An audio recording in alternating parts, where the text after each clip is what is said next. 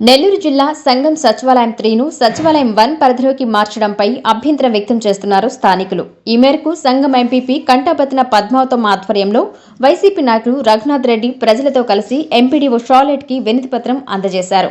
కొత్త ప్రదేశానికి వెళ్లాలంటే సుమారు 1.5 నుంచి 2 కిలోమీటర్ల దూరం ప్రయాణించాల్సి వస్తుందని, అర్జీల కోసం వెళ్లే ప్రజలకు చాలా ఇబ్బందికరంగా ఉంటుందని వారు తెలిపారు.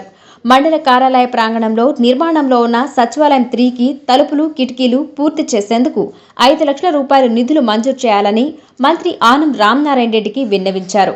దీనివల్ల సచివాలయం 3 ఆఫీస్ శాశ్వతంగా ఇక్కడే ఉండే అవకాశం ఉంటుందని పేర్కొన్నారు.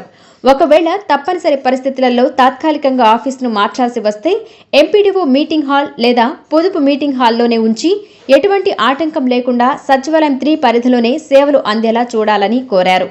ఈ కార్యక్రమంలో వైసీపీ నాయకులు పెరుమాళ రవీంద్రబాబు, శివ, మహేష్, తిరుపాలు, జహంగీర్ కార్యకర్తలు పాల్గొన్నారు. ఎంపీబీ గారి కంటాబత్తిన పద్మావతం గారి ఆధ్వర్యంలో మేము సంఘం మండలానికి 3 సచివాలయాలకు సంబంధించిన అందరం కలిసి ఈరోజు ఎంపీడీఓ గారికి ఒక మెమరాండం ఇవ్వడం జరిగింది. ఆ మెమరాండం ఉద్దేశం ఏంటంటే సచివాలయం 3 ఆఫీస్ని తీసుకుపోయి సచివాలయం 1 పరిధికి మార్చాలని ఈ మధ్య జరిగింది. ఆ సచివాలయం 3 ప్రజలందరూ కూడా సచివాలయం 1లోకి మారిస్తే సుమారు 1.5 నుంచి 2 కిలోమీటర్ల పరిధి ప్రజలందరూ వెళ్ళి అక్కడికి అర్జీలు ఇవ్వాలన్నా ఏదైనా పనికి వెళ్ళాలన్నా కూడా చాలా ఇబ్బందిగా ఉండే పరిస్థితి ఉంది.